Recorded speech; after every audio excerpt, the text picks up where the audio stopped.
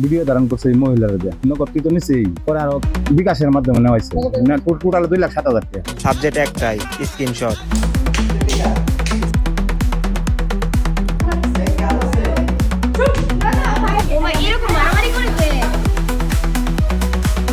ময়মনসিংহের মাসুম সরকার পেশায় একজন কাঠ ব্যবসায়ী। দীর্ঘ 14 বছর প্রবাসে থাকার পর দেশে ফিরে আসেন তিনি। গত আগস্টে জমি কেনার কথা বলে এক নারী তার সাথে যোগাযোগ করেন। মায়ের সাথে দেখা করানোর কথা বলে শানকিপাড়া এলাকার একটি বাসায় নিয়ে যান তাকে। সেখান থেকে নগদ 1,77,000 টাকা এবং বিকাশ থেকে আরো 30,000 টাকা হাতিয়ে নেয় প্রতারকরা। এ ঘটনায় 3 নারী এবং 3 পুরুষকে আটক করে পুলিশ। তার লগে কথাবার্তা হয়েছে আর জমিন ব্যাপারে সংক্রান্ত কথা কইব, কথা কয়ে তার বাসা 4তলা শান্তিপাড়া শেষ মুহূর্তে 4তলা বাড়ি এর মার সাথে কথা কয়ে বেলার নিচে ডিবি পরিচয়ধারী দুজন লোক ঢুকে আমার গায়ে অ্যারেস্ট করে হ্যান্ডকাপ লাগাই আছে। হ্যান্ডকাপ লাগাই আমার চত্বর ভাজা কত খারাপ কাজ করছিল যে তোরা সামাত লয়ে যাই চল। পরে আমার হারা এবার ইয়াত সিএনজি তো উড়াইছে ঢাকা বাইপাস দেয় ঢাকা রুডে। পরে আমার যে বিভিন্ন জায়গাতে ফোন করে টেহানা হয়েছে বিকাশ ভিডিও ধারণ করছে এই মহিলারা যে নগদ যদি আছি নগদ তো নিছেই বিকাশের মাধ্যমে নেওয়া হয়েছে না টোটাল 2,07,000 টাকা বিকাশ এবং নগদ মিলাই। এদিকে ফেসবুকে সাবলেট বিজ্ঞাপন দেখে প্রতারণার শিকার হয়েছেন কলেজ ছাত্র নাইম।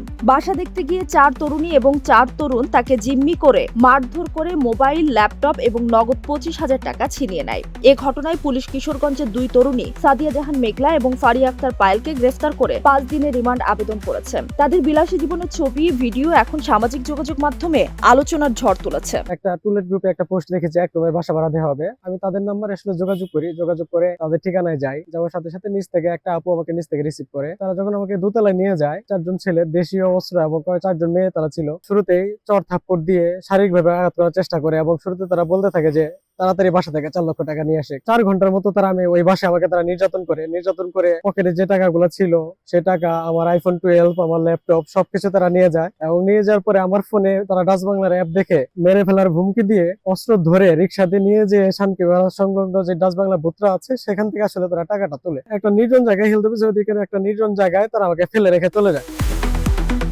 এছাড়া সৌদি আরব ফেরত ফুলবাড়িয়ার মোহাম্মদ শওকত হোসেনও একই চক্রের শিকার। প্রতারক চক্র ইয়াবা এবং নারীর সঙ্গে আপত্তিকর ছবি, ভিডিও ধারণ করে তাকে সর্বশান্ত করে ফেলে। এ ঘটনায় প্রতারক চক্রের 2 সদস্য রুমা এবং সজলকে গ্রেফতার করেছে পুলিশ।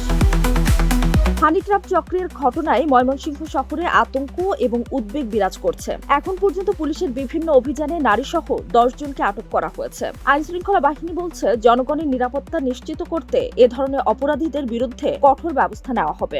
3টা গ্রুপকে, বিভিন্ন মোডাস অপারেন্ডি সম্পন্ন গ্রুপকে গ্রেপ্তার করে আদালতে দেওয়ায়, সোপর্দ করায় আইনি প্রক্রিয়াটা স্বাভাবিকভাবে আপনার সচল হওয়াতে এখন এই হানি ট্র্যাপ জাতীয় যে আমাদের বেদি এই ময়মনসিংহ শহরের যে ক্রাইম, এটা আমরা এখন মোটামুটি জিরোতে নিয়ে আসতেছি। সচেতন মহল মনে করছে এই ধরনের অপরাধ দমন করা না গেলে সামাজিক পরিবেশ নষ্ট হওয়ার পাশাপাশি মানুষ নিরাপত্তাহীনতায় ভুগবে। তাই প্রশাসনের পাশাপাশি পরিবার এবং সমাজকে সচেতন হওয়ার আহ্বান জানিয়েছেন তারা। এটা আমাদের জন্য আসলে একটা অশনি সংকেত।